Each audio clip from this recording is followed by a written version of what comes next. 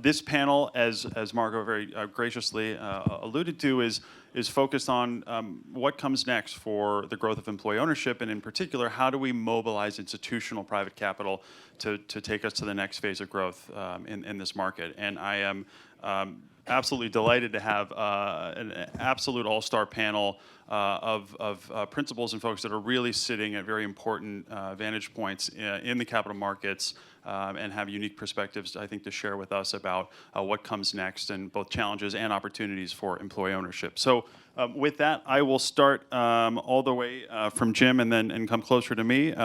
First, we have Jim Sorenson, who's the founder and CEO of the Sorenson Impact Foundation.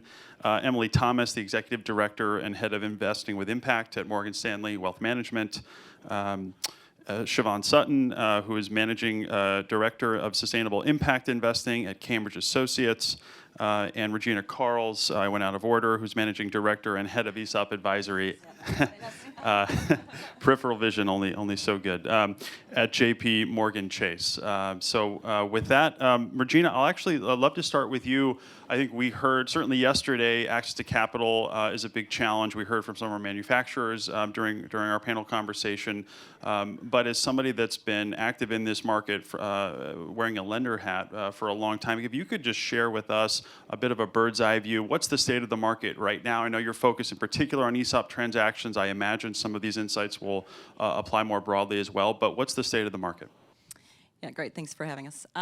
I would say that the markets are very strong, as you've heard, that we're coming off of some very, very active markets and the highest S&P market in a number of years. But as it relates to ESOPs specifically, we're seeing really growth in ESOP awareness year over year because we're continuing to see new entrants come into the space, which is terrific. It's really shifting the narrative for ESOPs, which were once being known as the least understood corporate finance tool, as now being one of many of the strategic solutions available to business owners. And this is being done because these advisors are now able to position the ESOP, speak to the narrative of the ESOP, dispel, I think, what we talked about yesterday. There's a lot of misinformation, a lot of myths out in the marketplace regarding ESOP structures, and that's important. I think there's a number of factors contributing to this increased awareness in our space.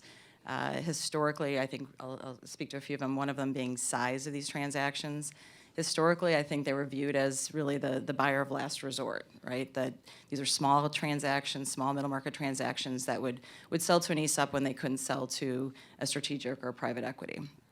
I think we talked this morning a little bit in a session about the BDO transaction that took place in 2023, where the company sold 42% stake for $1.3 billion. That was pretty noteworthy for a number of reasons. One, obviously the size and scale of the transaction. Clearly that they were looking to this as not only a liquidity event for the owners, but also a retention tool for their employees, but also because, and no offense to any of the accountants in the room, historically accountants have not been the ones promoting the ESOP structure. By reason of, I think what's, simply known in the marketplace is it's not, back to the least understood corporate finance tool, not as many accountants were familiar with it if they hadn't worked with an ESOP company. The BDO transaction really transitioned this as not only are they having accountants who are now positioning the ESOP as opposed to selling away from the ESOP as a potential solution, but you're also seeing accounting firms who are now looking to follow BDO's lead and really convert to an ESOP-owned entity themselves. So it's kind of created this nice flywheel effect. Second is capital. There is a ton of capital in the marketplace that's looking to be deployed. And increasingly, you're seeing private equity firms and family offices, as well as private credit, coming to the table, beginning to invest in this space, which is terrific. I think we need to normalize that form of investment. The industries, while ESOPs have been available to all industries, we tend to see a concentration of ESOPs in firms like architectural and engineering, contractors. But now, as I just mentioned, the accounting firms are coming to the forefront. We're seeing law firms.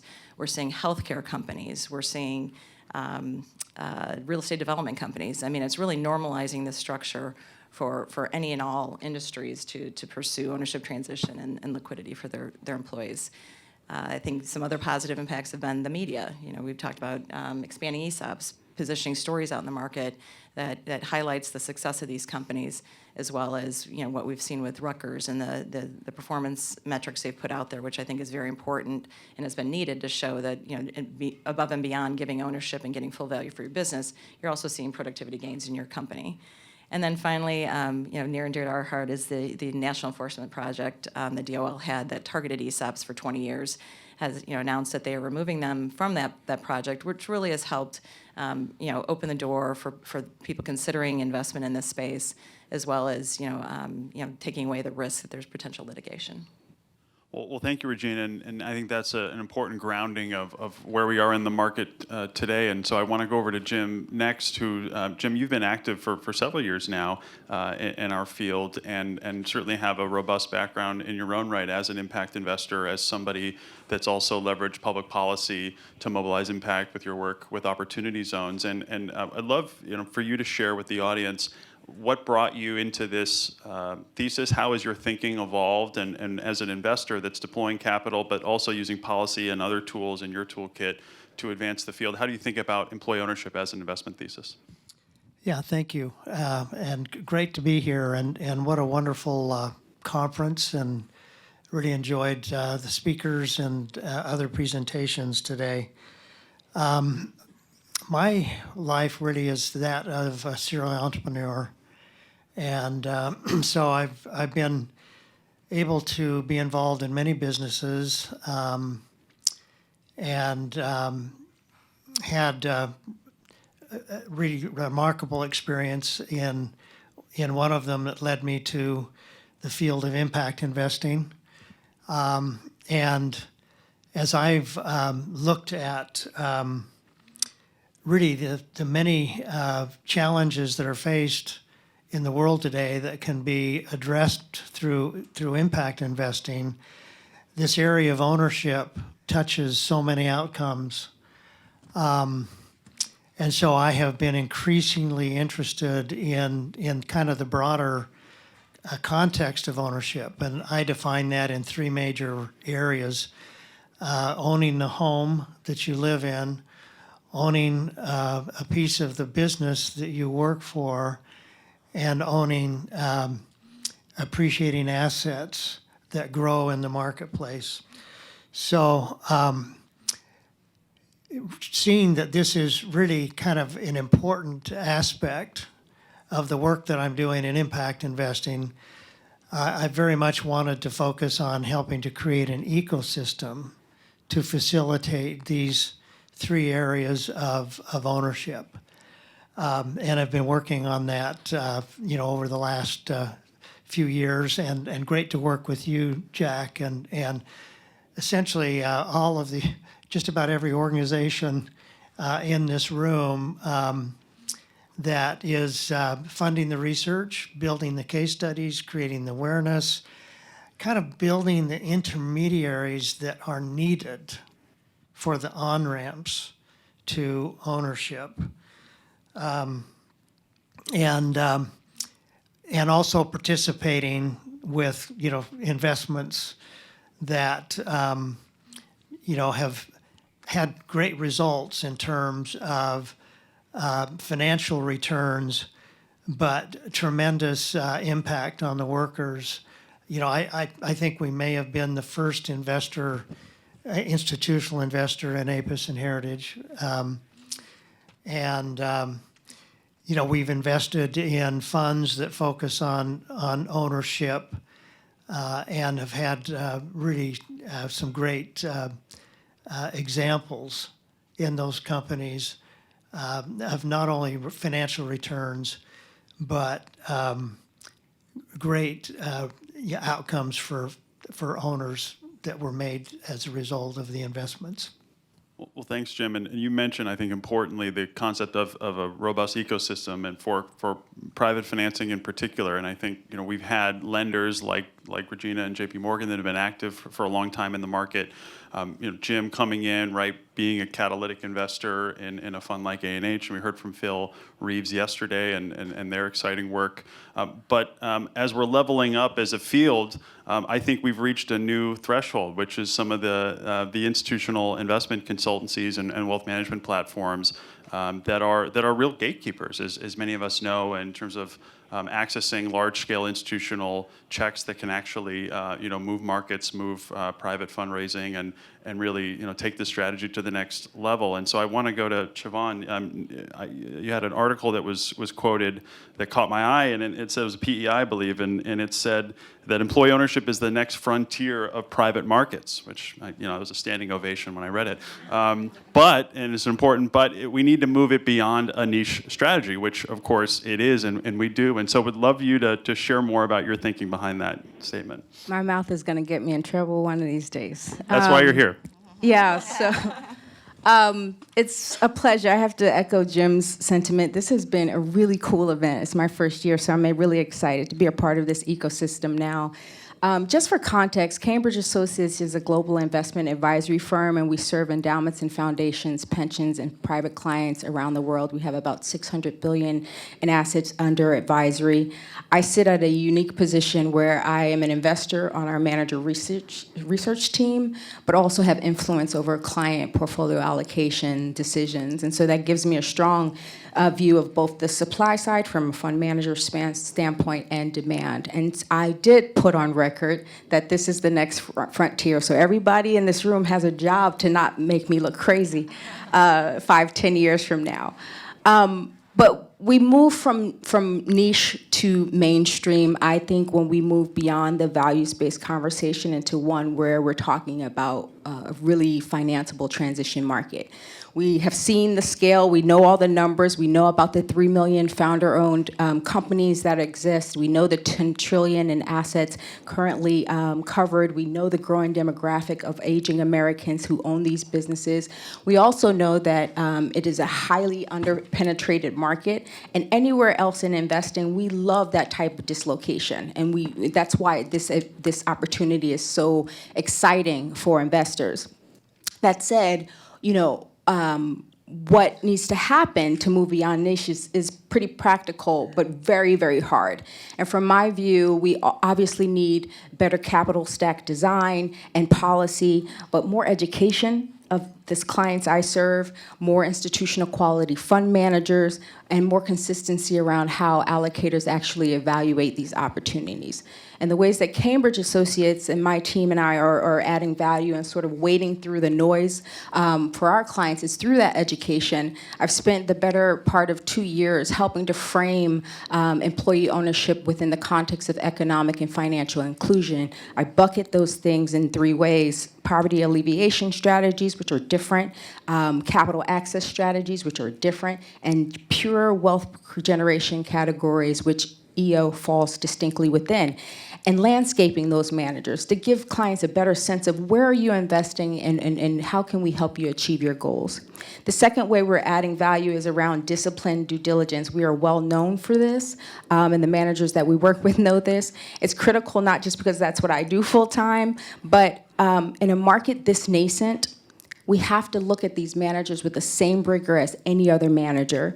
And I'm very clear-eyed about the managers I personally support through my work, because a sexy story can really outrun the actual infrastructure in place and get us in a lot of trouble. And because I believe in this theme so much, I think we need to do it right.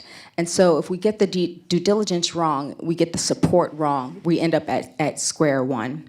And the last thing we're doing to add value is really placing these strategies within the context of portfolios. We customize our portfolios for clients, so we have a lot of flexibility around how we can allocate to these investment strategies, but clients still need that clarity and context around where are you actually investing? Is it private credit? Is it private equity? Are we doing something else grant-oriented? And that helps to frame risk-return profiles so that we can adequately find a home for the managers. So in short, I would say moving from niche to mainstream, we have to understand the opportunity set, understand the manager universe, and then know how to underwrite it, and then put our money to work. Easy as that. Very hard. but practical. Absolutely. No, I appreciate that the pragmatism and the clear path forward. Emily, I want to go over to you because, like Chavon, you're also sitting alongside of asset allocators that have recently taken an interest in this market, and we heard from Chavon sort of how she and her team have come into this market. I'd love you to share the same. What was the motivation? Was it from the client side? I know you've talked about the K-shaped economy as part of the social value proposition, but where are your clients on this, and how have you approached this opportunity? Yeah, thanks, Jack, and I'll echo Jim and Chavon and others. This is my first Aspen Ideas Employee Ownership event, and very excited to be here, and it's been just really incredible meeting so many of you out there. But I'm actually going to start with a story. So yesterday, for those of you who are there, apologies for repeating, but Phil Reeves shared a story about, so he works at Apis and Heritage, and somebody reaching out to their inbox saying, oh, I'm interested in employee ownership. And he had been thinking about it for 10 years, but he hadn't acted on it. He didn't know what to do. And so I think one of the other things that Phil shared was this idea that we need policy. And we talked a lot about that yesterday because we have this, this is a bespoke, really high touch, complex, and I know, Regina, you touched on that a bit, structure right now. How do you scale that? And so, yes, we definitely need policy, and all of the work being done there needs to continue.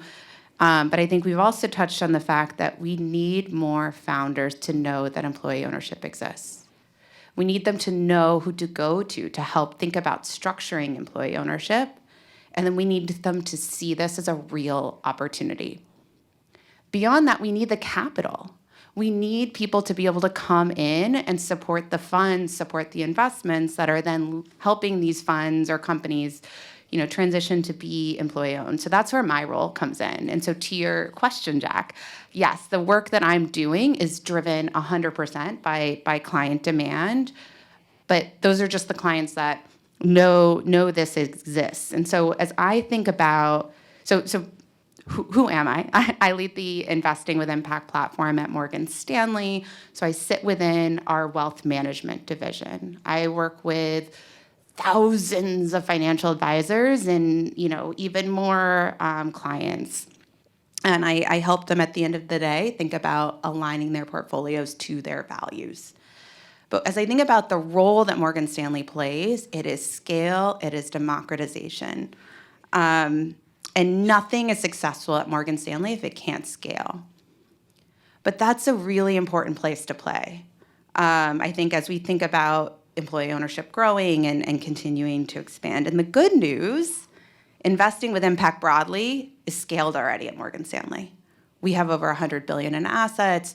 We saw our strongest growth on the platform last year. So despite what you may read in headlines, we're continuing to see strong demand. It's driven by clients. It's driven by the demand that we see clients. However, they're not coming and saying, I want an ESG strategy. And in fact, if I go into a client meeting, I've lost them if I say that 99% of the time.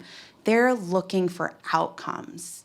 They're looking for solutions to some of the world's biggest problems. I think you touched on, Jack, the K economy. We clearly see the haves and the have-nots. Everyone can see that. That is increasingly, an issue, not just from a microcosm or micro perspective of the social inequality that we see, but also from a macroeconomic perspective. It's not good for our economy. So I'll bring that to life through a story. So I was actually back in D.C. I live in New York, but I was back in D.C. Last week going to a Bruce Springsteen concert with my dad.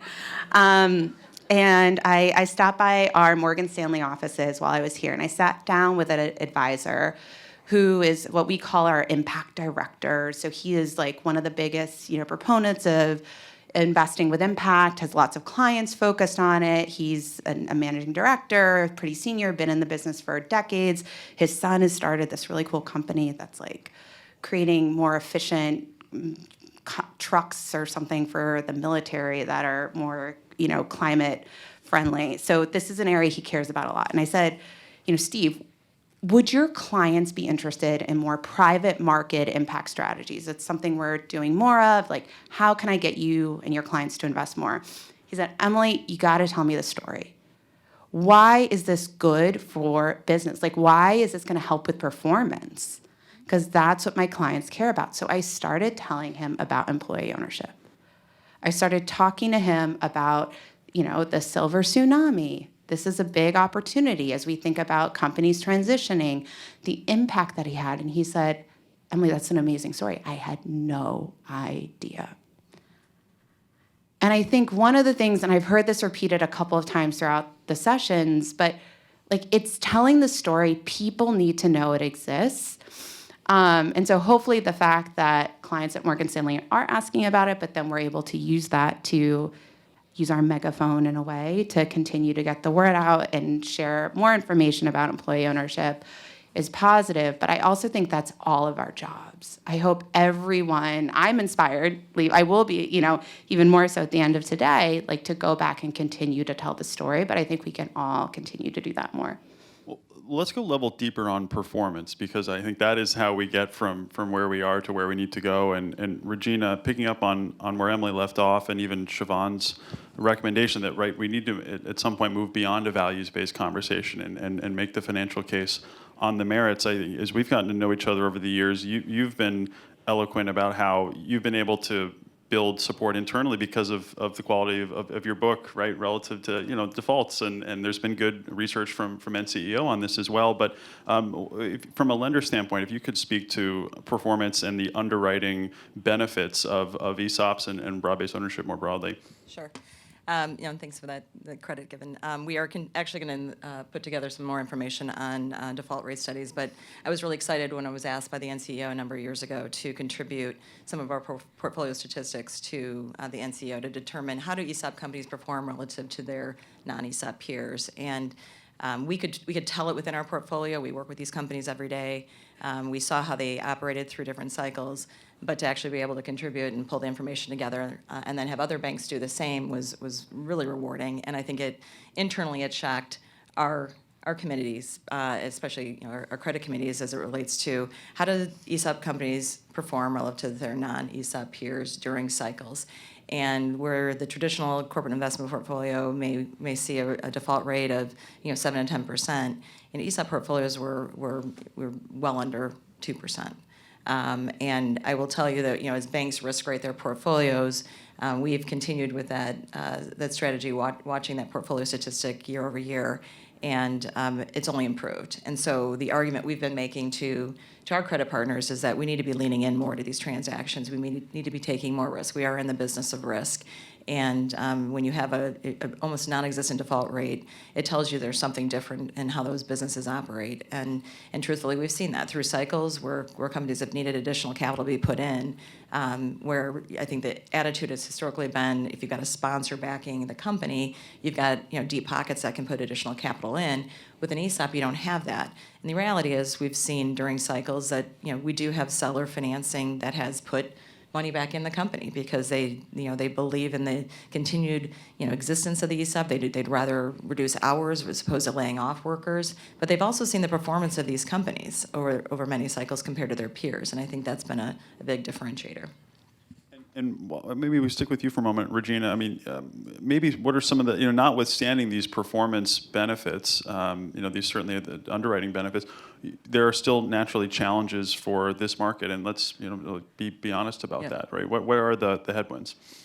Well, as far as institutional investing in the space, I think that with the passage, I think you definitely have seen that capital is the constant theme that's thrown out there, is that we don't have enough capital in the space to compete with strategic and private equity.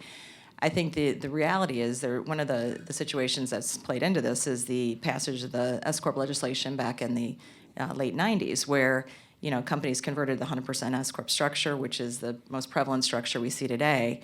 And in that structure, to get to a tax exempt, 100% tax exempt, sellers have been willing to step into the capital structure and take a deeply subordinated note with warrants, which is kind of playing into that mezzanine equity layer in the capital structure that historically third parties would play. That has, we definitely have seen private equity come in. They've done it through the use of this drop-down LLC structure. What that's done, though, is it's created kind of a tax leakage, and so it's not as tax efficient as a 100% structure. So while we do see capital willing to come in and play, it sometimes is at the direction of the selling shareholder, who has realized that, I'm willing to take back a note deeply subordinated from a company I understand, and I'm able to get an investment return similar to the market. I'm willing to step into that layer of capital, so it hasn't driven the need as much historically. Well, I mean, Regina, you mentioned that the very existence of S-Corp ESOPs, right, was an essential, and this is, of course, exactly right, an essential milestone that has, allowed us to build the market as it exists today. And Jim, as I mentioned, earlier in the conversation, you've, I think, from early on taken an approach as an investor to not just use the investment portion of your toolkit, but to also use policy to create the kind of market incentives that we need to deliver the kind of value, in this case, to workers and families. And I'd be curious sort of how you approach policy. I know we've worked together on legislation like the American Ownership and Resilience Act, and we can chat about that. But as somebody that has been experienced with policy sitting alongside the deployment of institutional capital, would love to dial into how you think about those tools working collaboratively. Yeah, I think it's certainly an important part of the playbook policy. We've been involved really in the grant making, in deployment of capital, and then in supporting policy that we think creates the right kind of on-ramps, incentives for capital to be able to, and these structures to be able to be employed. Jack, the American Ownership Resilience Act certainly is one that comes to mind. You're very much involved in that.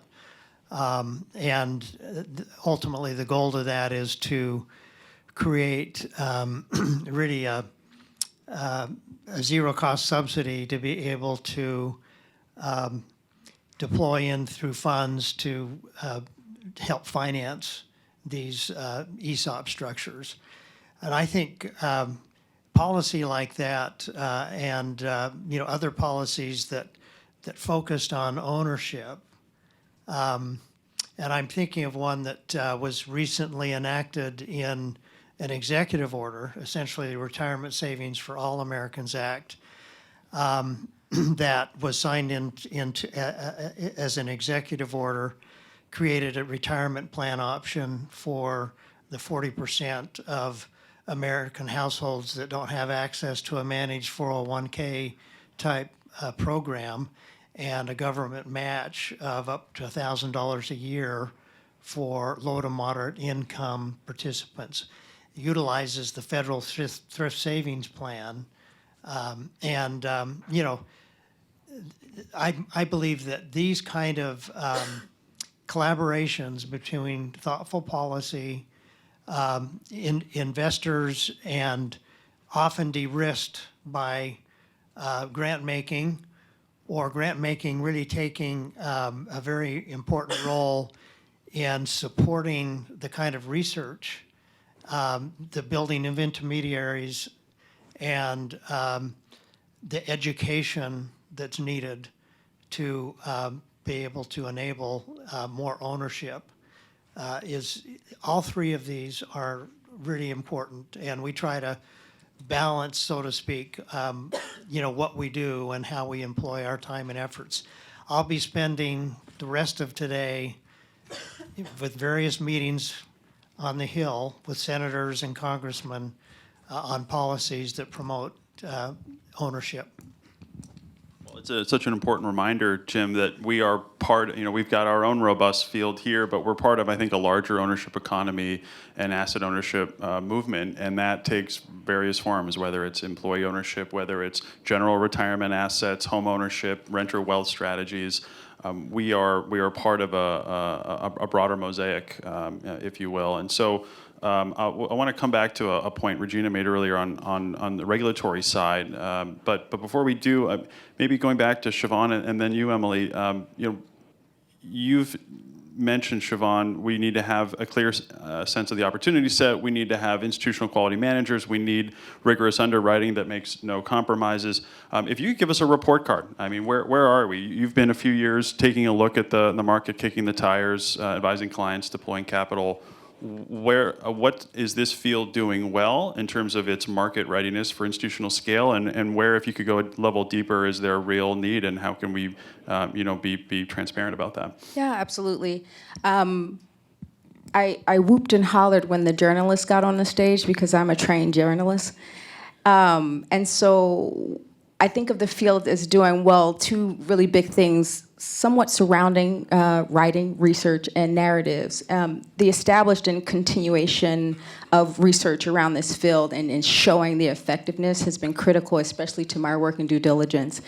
Anything we look at, especially with an impact lens, when it's research-backed and research supported by credible institutions like many of you in this room, it counts so much.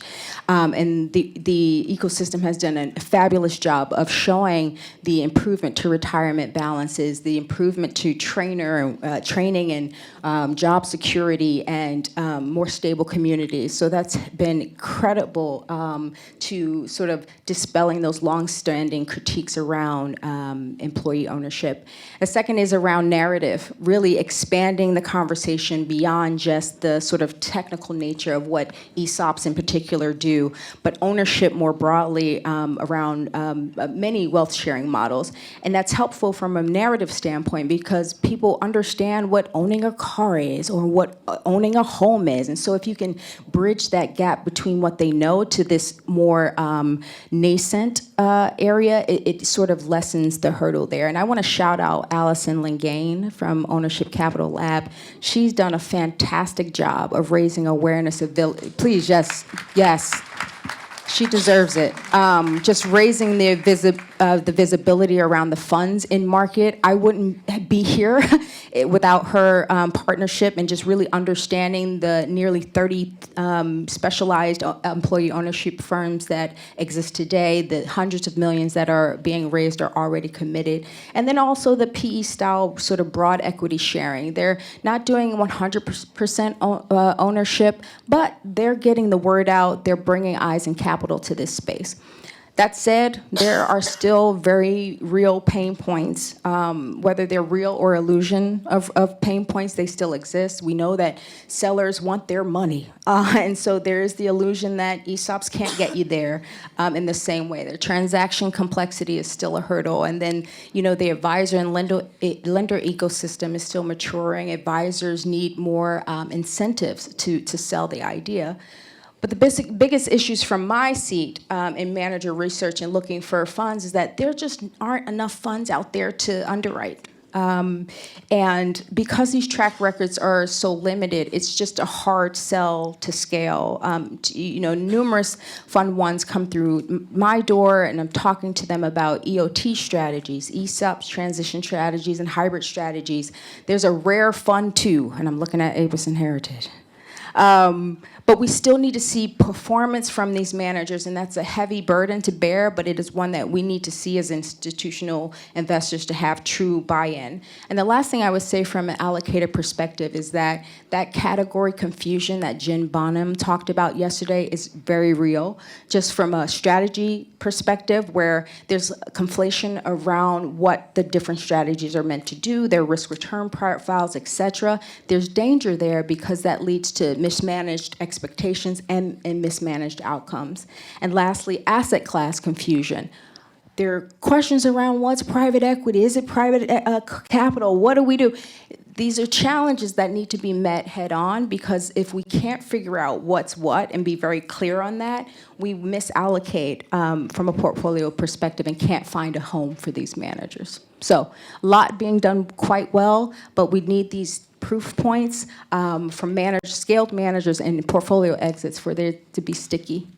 Well, on that last point, I know Delilah Rothenberg's here, and she's made the point that employee ownership is not an asset class, right? It is not. That is a diversified capital structure with different participants playing in different places. And to your point, Chavon, that clarity is essential so that when we are talking to investors and others, we are not conflating concepts. We're being very clear about what the value proposition is, what segment of the market we're talking about. We had that conversation over breakfast this morning as well, and different strategies we're going to play in different parts of the market. Emily, I want to go over to you.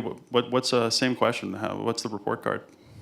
Yeah, so the way we think about employee ownership, and I think just echoing the points that were just made, that it's not one asset class. So the framework we have at Morgan Stanley is, we like to call it our 3 I's of impact. And so intentionality, that intentional investment approach, looking to have that positive outcome, influence how asset managers are engaging with companies in their portfolio, and inclusion, looking at bringing diverse perspectives to the table, which I think probably all of us in this room recognize can lead to better performance.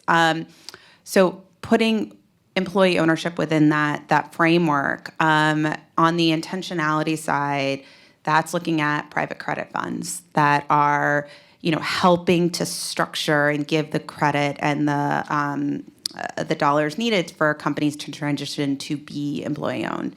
It's also, to Chavon's point, it's the private equity funds that may have a portion of employee ownership that they're doing through an employee ownership works type program. Influence how asset managers then are, engaging and working with companies. I think the last was speaker, right, or one of the earlier speakers this morning talked about, echoed what was shared yesterday, this idea that there's a need for, both the capital, but also the culture at the company to make sure you're bringing those two things together. And then finally, inclusion. And so recently we updated our definition of inclusion and included employee-owned asset managers.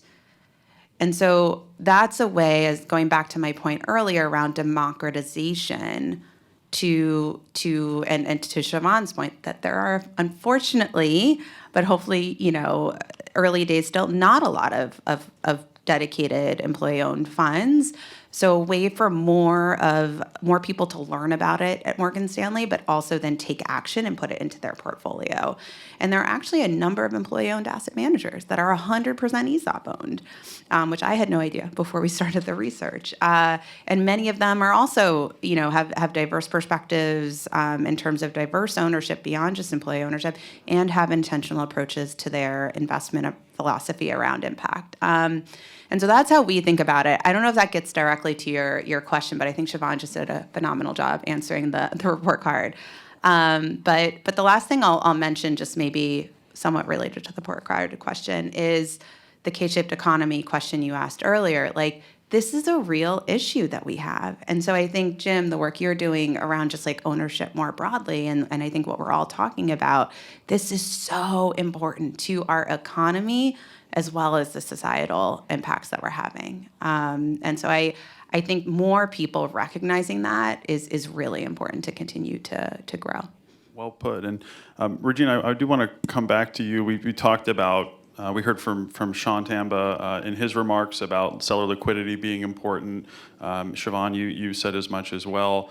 And I think certainly there's a segment of policy opportunities around mobilizing capital, right? And so, both at the federal and the state levels that we've talked about today and yesterday. But there's also a regulatory component of this too. And Regina, you mentioned some of the headwinds historically at the Labor Department around some of the enforcement processes and so forth, and not having clarity for fiduciaries, for sellers, for investors right down the road. And it's always struck me that at the end of the day, our job to be done as a field is to make this an attractive value proposition for sellers who voluntarily will opt to do this or not. And on the regulatory side, I think you could imagine some acquirer coming in and having it be sort of the worst outcome for the workers. You could imagine. If you're a seller, I think you can make an argument, at least historically, that you've got a more regulatory risk to sell to the employees, certainly to an ESOP, than you do, the worst actor in the market. And that's always struck me as a sort of fundamentally irrational equilibrium in terms of how we structure regulation. And so if you could dial in a little bit more on the regulatory side, Regina, that would be great. Sure. I mean, I've always looked at the regulatory aspect of it as, having a pro and a con. I mean, we do have guardrails. I mean, we're a part of a qualified plan, under ERISA. So making sure that there aren't abuses has always been important. However, when you've got DOL litigation that's kind of facing you as you're positioning, this is a potential solution for business owners, it's limited the opportunity for those to really pursue because of, obviously negative media has sold. The negative media would only speak to, the abuses that took place, the situations that failed, when the reality is that for all of us in this room that work in this space and worked in it for a long time, and what I shared with my, our firm's ESOP portfolio, the exact opposite has been playing out. There's been a very select number of abuse situations that are driving and overshadowing our space, as though it's the primary risk that we face in going into an ESOP transaction. Quite frankly, I looked at the regulatory aspect of it for many years and would say, as long as you're putting the right advisors in place, you're gonna stay out of trouble with the DOL. But having it being on a national enforcement project for 20 years and knowing that it's a target and that the litigation that followed with many of those cases and ultimately were settled, did create a big headwind for our space because while investment is there, they're not going to make the investment with the risk of future litigation facing them. When they have an alternative investment, they can place the capital, make the return without the same form of risk. And in that counterfactual, no ownership, right? I mean, we Exactly. should be biased towards the growth and formation of employee-owned companies. So I think that's important to note. Well, I wanted to go around the horn for some closing thoughts. In our field, we are not known always for simplicity. And I think we have to work on that, particularly as we take this next step and try to really be a mainstream player in the institutional capital market. And so, Jim, I'd like to sort of ask the same question of all the panelists, but starting with you. As you engage with fellow investors, whether it's clients in the case of Emily and Chavon, what would you tell them for folks that are coming into this market for the first time, getting ready to roll up their sleeves and do some underwriting? What should they know at the outset?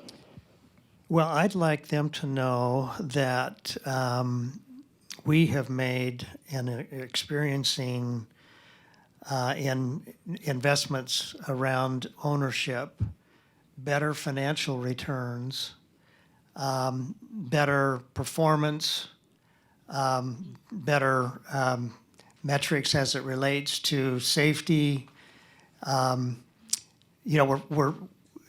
Investments are improved, and the data is showing it when you integrate ownership into them. And I think as an investor, as someone that is interested in the capital markets, that should be a big headline, and clearly something that should be promoted alongside building the infrastructure that we've talked about.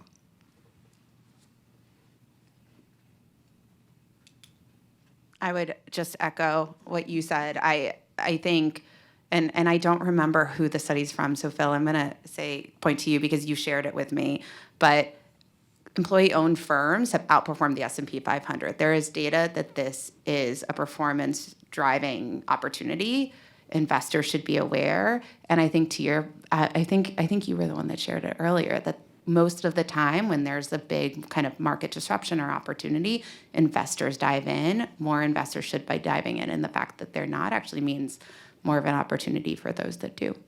I think it was Stout that had a really interesting index analysis, if Aziz is here. But Thank you, Jack.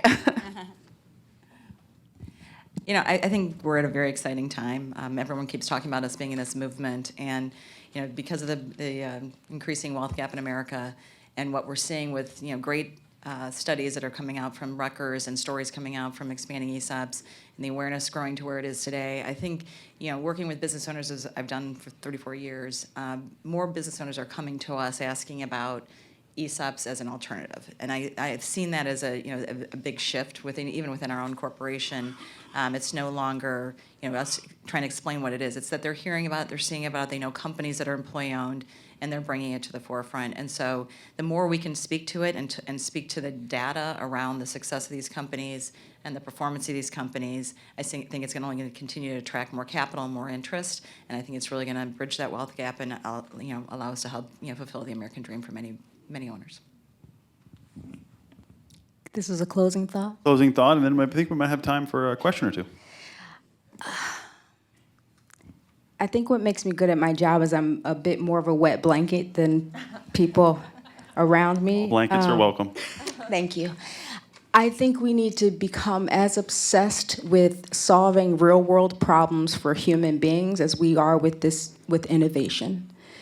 And I am especially passionate about saying that for this opportunity because this is not the time to go fast and break things.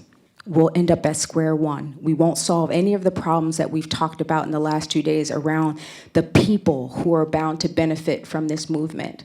So I would say for any institutional investors considering this journey, start narrow, stay disciplined, and learn and scale from there. And from my seat, I'm helping our clients to do that through the education, through the due diligence, through the portfolio context that I talked about earlier, and I will continue to do so. Okay, excellent. Well, let's give a round of applause for the panel first. Thank you. And if anyone has any questions, I think we have a few minutes. Oh, thank you. My name is Brian Kulas, and I'm just going to focus on employee ownership, not as much ESOPs or worker cooperatives. My question, and I'm going to entitle this question Red Flags, because me and my coworkers, teammates, were trying to become employee owners. When I say red flags, I'm going to use myself as an example. I got evicted from my apartment. I live in my car, in motels, have no credit. So I'm just one person in part of this effort to become employee owners. From the investor standpoint, when that proposal comes before them and they see that some of these people working towards this employee ownership are in such a bad financial state, where exactly do they pick up on that and say, is this worth the chance that we're taking? To kind of understand a little bit what I'm saying, last night I had a long conversation with a lot of my teammates, my coworkers, and I don't want to get into the how-to point, but the fear that we had is, what if it doesn't work out? What if we're just stranded after we get started and we're all going to be in this horrible situation? I think that angle has to be looked at too, because data and research shows a lot, it's numbers, but it doesn't actually show the fear and the things. We want to do this. We're very excited. The possibilities are endless, and I'm end my question here. But basically, how will investors look at those proposals or applications? Will they be willing to take those risks, or are they going to draw back and play it safe? Thank you. I want to take a stab at this. I probably won't be able to answer your question directly because I work specifically with funds who invest in companies with ESOPs.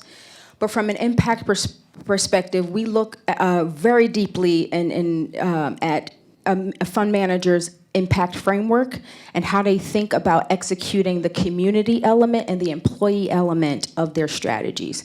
In fact, when I was doing my underwriting work for a Fund 2 manager, we spent hours asking that question on how they plan to execute for the human being behind the strategy. And where those managers fell short on that community element, we'll see you in 6 months. We'll continue the conversation, continue to work on that element. As equally important as your ability to drive returns, we want to understand, and based on the research, that when the community element and the employee element fails, the whole strategy fails. So we want to give extra credit to that aspect of any strategy that we're personally looking at in fund managers and continue to engage with them over time to make sure they are making that even stronger with real stories like yours that they can tell us so that we can continue to invest with them. If that's not the case, then we can't move forward. Other questions? Chris? Thank you for this panel. It's great to see everybody. My name's Chris Mackin. And seeing our friend Jim Sorenson on stage brings to mind the very important help that he brought to the early American Ownership and Resilience Act conversation by introducing us to several Republican political leaders. And I'm wondering, everybody knows that these ideas are possible in part because of a political balance that is almost unique and incredible, where you could get Republicans and Democrats to agree that something is a good idea. I wonder, Jim, if you could share a little bit about your conversations with your Republican friends and just how you think about this bipartisan stuff. Well, and I have Democratic friends too. I just wanted to know that. Now, my experience is that ownership in general is bipartisan. And it's utilizing the tools of a free market and capitalism to address inequalities around us. And that generally will engage both sides of the aisle. I've never really come across a situation where someone has on either side of the aisle has said, well, I don't, that doesn't resonate with me. I don't really, believe in that, or I don't want to support it. So that's one of the great things about, ownership and what the work that we're trying to do from a policy perspective. I think that'll be the last word. Thanks so much, everyone. Appreciate it.